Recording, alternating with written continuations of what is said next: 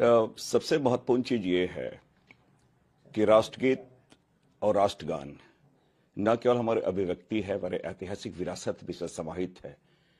इसमें बहुत संपूर्णता में सारी चीज समाहित है, हमारे संघर्ष की गाथा, देशभक्ति।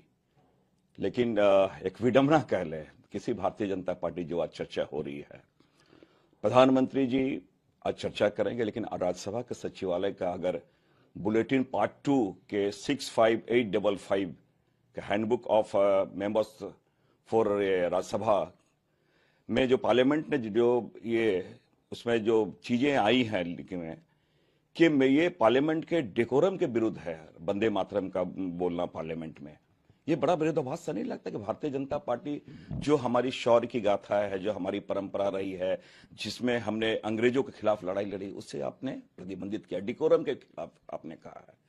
और आज ये चर्चा हो रही है, लेकिन ठीक है, चर्चा होनी चाहिए क्योंकि हम ये गौरव का प्रतीक है। लेकिन यहीं पे राष्ट्रगान की अगर हम बात करें तो हमारे प्रधानमंत्री जी वहां पे जब राष्ट्रगान चलता है वो तो चलते हुए नजर आते हैं, उसके प्रति कोई श्रद्धा का भाव नहीं है।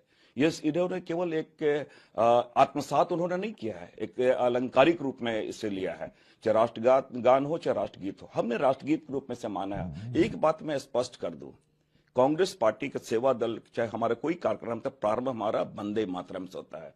तो ये जो वंदे मातरम है ये डराने की चीजें नहीं है, वंदे मातरम हमारे गर्व की चीज है। लेकिन जिस प्रकार इसके शब्दों का इन्होंने प्रयोग किया है, इसका राजनीतिकरण किया है, ये उचित नहीं है। और आज हम ये अपेक्षा करते हैं पार्लियामेंट में दोषारोपण की जगह इसमें जो हमारी गाथा है, हमारी शौर्य की गाथा है, हम जो अभिव्यक्त करते हैं उस संपूर्णता में इसमें चर्चा हो। लेकिन सवाल ये है कि सुधांशु त्रिवेदी जब ये कहते हैं कि पीछे की गलतियों को छोड़कर पक्षपात से ऊपर उठकर कट्टरपंथी विचारों या वीटो का परवाह किए बिना उम्मीद करता हूं कि सभी पार्टियां मिलकर वंदे मातरम पर अपनी विचार व्यक्त करेंगी, तो ये कहने की नौबत क्यों आ रही है फिर उनको? तो मैं समझता हूं कि पहले तो सरकार इनकी रही है, ये जो हैंडबुक वो जो फॉर थे मेंबर्स फॉर राज्यसभा में जो उन्होंने प्रतिबंधित किया है उसके बारे में ये बताया सुधांशु त्रिवेदी जी। महत्वपूर्ण चीज ये है, ये तो अंदर से कुछ बाहर से कुछ वाली बातें होती है। इसलिए हमने कहा कि अगर हम इसमें कोई राजनीतिकरण नहीं है, हमने कहा हमारे लिए गर्व की बात है, हमारे लिए एक अभिव्यक्ति, ऐसी अभिव्यक्ति जिसमें हमारी संघर्ष है, हमारी ऐतिहासिक विरासत इसमें है, उसको अगर आप प्रतिबंधित करते हैं तो सबसे पहले तो उस प्रतिबंध को हटाना चाहिए। वंदे मातरम हमारे लिए शौर्य और गर्व का प्रतीक है। लेकिन सीपीआई के महासचिव डी राजा ने कहा कि देखते हैं चर्चा कैसे होती है, बीजेपी आरएसएस अपने एजेंडे को बढ़ावा देना चाहती है, हर चीज का इस्तेमाल कर रही है, हम इसे होने नहीं देंगे, बहस होने, हम बीजेपी अपना पक्ष कैसे रख पाती है, इसको लेकर उन्होंने कहा है कि हम चुनौती देते हैं, अपना पक्ष रखकर दिखाए, प्रधानमंत्री भाषण देकर दिखाए। देखिए, मैं समझता हूं कि दो चीजें हैं इसका। मैंने कहा कि एक अगर संपूर्णता की बात हम करें, टोटलिटी की बात करें, उसके उस समय के परिस्थिति जन्य जो चीजें हैं और हमारे जो लोगों ने उसके विरुद्ध अंग्रेज ब्रिटिश शासन के विरुद्ध किस प्रकार लड़ाई लड़ी और एक प्रतीकात्मक रूप में इन चीजों को कैसे हमने, इस शब्द को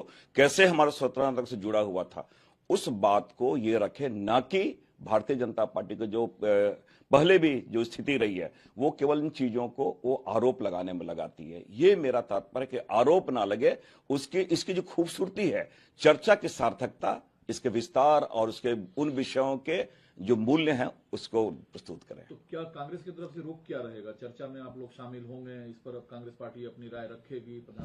निश्चित रूप से कांग्रेस पार्टी अपनी राय रखेगी। हमारे लिए मैंने कहा कि ये हमारे ऐतिहासिक विरासत से जुड़ी हुई चीज है, इस पर हम चर्चा में भाग